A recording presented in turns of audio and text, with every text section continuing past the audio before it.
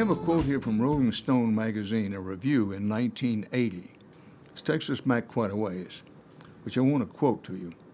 Says Rolling Stone, quote, "Rarely has a singer had as full and unique a talent as Rod Stewart. Rarely has anyone betrayed his talent so completely. Once the most compassionate presence in music, he has become a bilious self-parody and sells more records than ever." I suppose that's true. You know, I know who wrote that.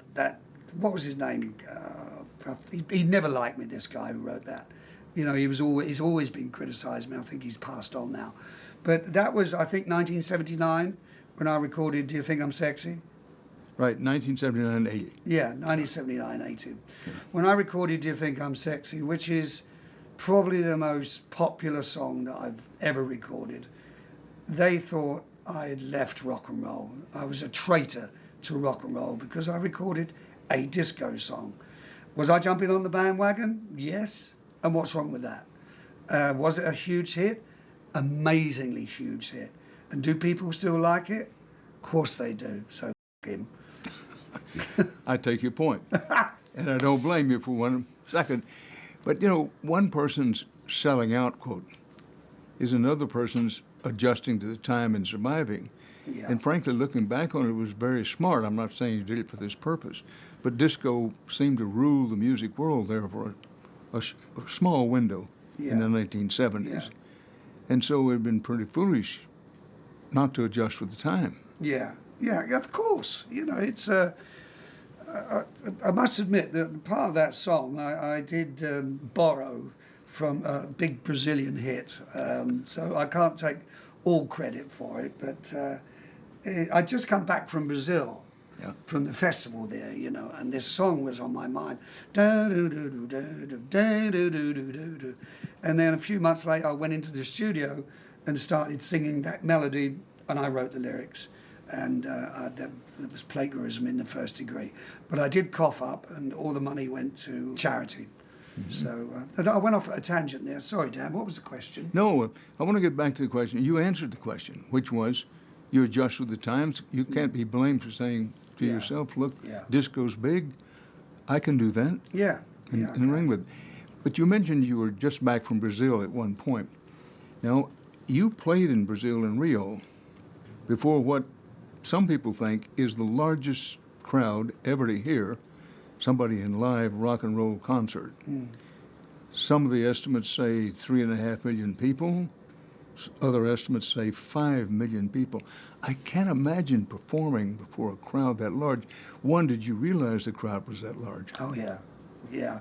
I think in the Guinness Book of Records it says 4.9.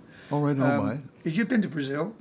I have. Yeah. Well, you know, the bay, it goes all the way around, the Horseshoe Bay. Right.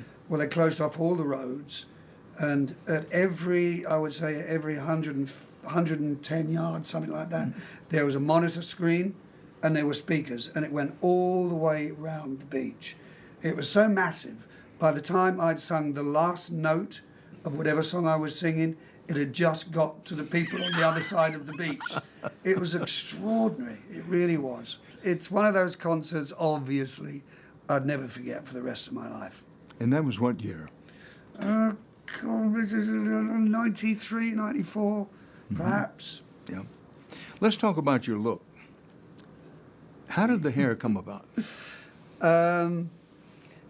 After I'd become a beatnik and my dad had told me to smarten up my act and start bathing, I became what was known as a mod in the 60s, you know, right. And all the guys had their hair sort of like this, but back combed up, huge. And it came, I believe, out of France, out of Paris, where the guys were doing it there. And it was really huge. We all looked like Dusty Springfield, you know. Right. So that's how it came about. And I'm so glad it's still on the top of my head to this day. You mentioned Maggie May earlier. Talk about what the song's about and what the process was in putting it down and creating it. It's a really interesting. I mean, Maggie May obviously turned my whole life around. It was about my first sexual encounter, which lasted about 3 seconds and left a stain. Maggie was a large woman that I met at a festival, jazz festival. In about what year? I would say 1964, something like that. I was a teenager. And how old was she? She was definitely older than me and larger than me, and it all occurred in a tent.